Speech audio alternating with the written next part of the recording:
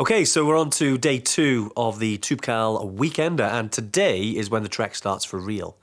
I know you might have done some walking yesterday just around the village, but we actually, today is we're going to do about 1,300 metres of ascent. It's quite a lot in one day.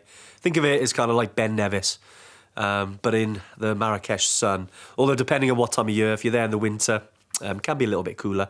But if you're there in the summer, it's going to be hot today, so get that sun cream out.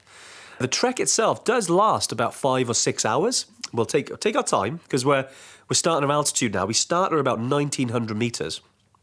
And actually, our ultimate goal of the day is to get to the refuge. If you give a little Google, the old mountain refuge, basically at the base of Mt Toubkal is where we're going to stay today.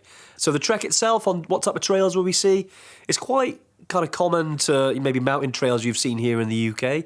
If you've been on an Everest Base Camp trek or Kilimanjaro trek, it's a similar sort of trails really. So once you start the trek, there's no roads up there, so it's all trails. So you might see some porters coming past you. You might see some mules carrying some gear. Groups coming down, groups going up. So it'd be quite an active day.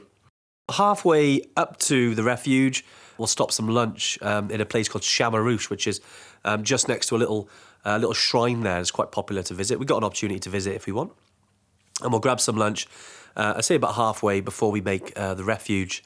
Depending on what time of year you're going, if you're going in the winter, the snow line might be at this level today, which is quite cool. So between 2,200, 2,300 metres, sometimes the snow line comes all the way down to there.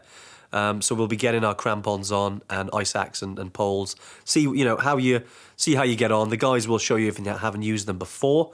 And then we'll make our way up to the refuge. And tonight, really, we want a good sleep.